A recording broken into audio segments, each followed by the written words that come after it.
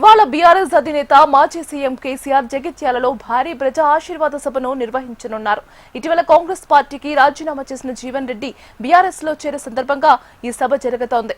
కేసీఆర్ ఎర్రవల్లి నివాసం నుంచి సాయంత్రం 4:45 హెలికాప్టర్లో బయలుదేరనున్నారు. జగిత్యాల కలెక్టరేట్ హెలీప్యాడ్ కు చేరుకుని అక్కడి నుంచి ర్యాలీగా కేసీఆర్ సభ స్థలానికి వస్తారని బీఆర్ఎస్ వర్గాలు తెలిపాయి. సభ సాయంత్రం 6 గంటలకు ప్రారంభమవుతుంది. ఏడాది తర్వాత బహిరంగ సభలో పాల్గొంటున్న కేసీఆర్ రాకతో రాష్ట్ర రాజకీయాలు హాట్ టాపిక్ గా మారాయి. జగిత్యాల మినీ స్టేడియం వేదికగా జరిగే ఈ సభకు లక్షల మంది ప్రజలు తరలివచ్చే అవకాశం ఉంది. 2 ఏళ్ల కాంగ్రెస్ పాలనలో వైఫల్యాలు, హామీల అమలు లోపాలపై కేసీఆర్ ప్రసంగించే ఛాన్స్ ఉంది.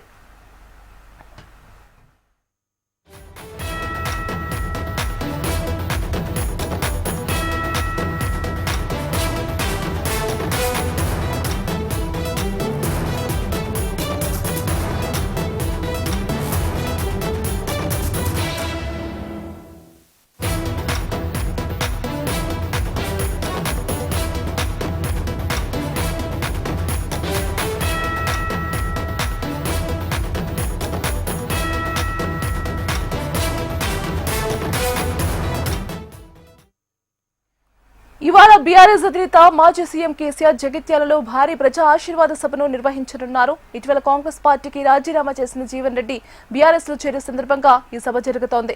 కేసీఆర్ ఎర్రవల్లి నివాసం నుంచి సాయంత్రం 4:45 హెలికాప్టర్లో బయలుదేరనున్నారు. ఇదే అంశానికి సంబంధించి మరింత సమాచారం అందించడానికి మా రీజనల్ కోఆర్డినేటర్ గోపాలకృష్ణ లైవ్ లో సిద్ధంగా ఉన్నారు. గోపాలకృష్ణ,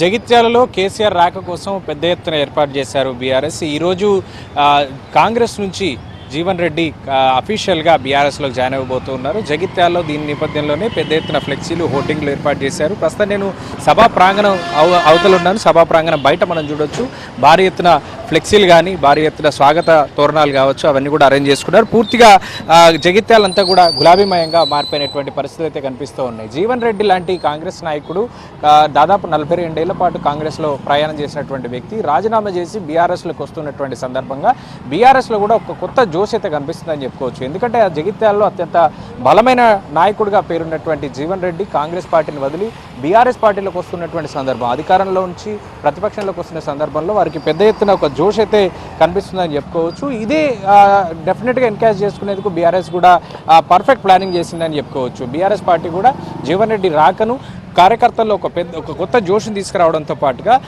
బీఆర్ఎస్కి ఒక సత్వలు నింపడం, అంటే డెఫినెట్గా మరింత బలంగా బీఆర్ఎస్ ఉండబోతుంది అనేటువంటి ఒక మెసేజ్ని పంపేటువంటి ప్రయత్నం బీఆర్ఎస్ చేస్తుంది. ఆ నేపథ్యంలోనే ఆ ప్రణాళికలో భాగంగానే ఈరోజు జగిత్యాల్లో భారీ బహిరంగ సభనైతే ఏర్పాటు చేసుకున్నారు. సాయంత్రం 6 గంటల సమయానికి జగిత్యాలకి కేసీఆర్ చేరుకుంటారు. 6 గంటలకి సభలో ప్రసంగం మొదలవుతుంది. అయితే జగిత్యాలలో మొదట ఆయన జగిత్యాల జిల్లా కేంద్రంలోని పార్టీ కార్యాలయానికి వెళ్తారు. పార్టీ కార్యాలయంలో ఉమ్మడి కరీంనగర్ జిల్లాకు సంబంధించినటువంటి నాయకులతో సమావేశం అవుతారు. దాంతోపాటుగా ఇటీవలే జగిత్యాలలో ప్రముఖ చరిత్రకారుడు కేసీఆర్కి గురువుగా ఉన్నటువంటి వ్యక్తి జైశెట్టి రమణయ్య మృతి చెందారు అనారోగ్య బారిన పడి. సో వారి కుటుంబాన్ని కూడా ఆయన పరామర్శించేటువంటి అవకాశాలు అయితే కనబడుతూ ఉన్నాయి.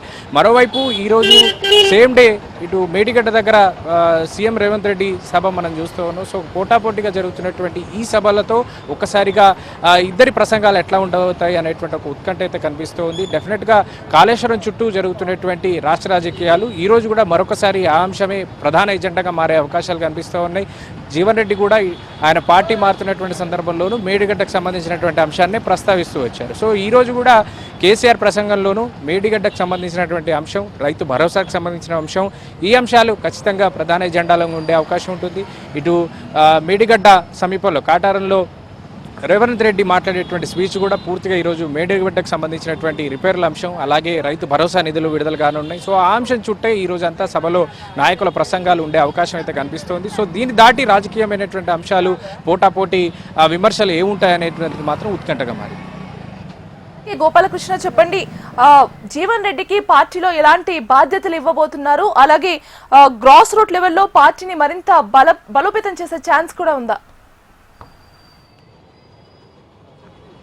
ఎస్, జగిత్యాలలో బీఆర్ఎస్కి నాయకత్వ లేమి ఇప్పటిదాకా ఉంది. బీఆర్ఎస్లో నిన్న మొన్నటి దాకా ఉన్నటువంటి ఎమ్మెల్యే సంజయ్ ఇప్పుడు ఆయన కాంగ్రెస్ ప్రభుత్వంతో కలిసి నడుస్తూ ఉన్నారు. ఈ క్రమంలో బీఆర్ఎస్కి సంజయ్కి మధ్య ఆ దూరం పూర్తిగా పెరిగిపోయిందనే చెప్పుకోవచ్చు. ఈ క్రమంలో క్యాడర్ ఉన్నప్పటికీ జగిత్యాలలో నాయకత్వం లేక నడిపించేటువంటి లీడర్ లేక కొంత ఇబ్బందులు అయితే పడుతూ ఉన్నారు. ఈ క్రమంలో జీవన్ రెడ్డి లాంటి నాయకుడు ఇప్పుడు బీఆర్ఎస్లోకి వస్తున్నటువంటి సందర్భంలో బీఆర్ఎస్ పార్టీకి నాయకుడిగా జీవన్ రెడ్డి ఇక్కడ ఎమర్జ్ అవ్వబోతూ ఉన్నారు.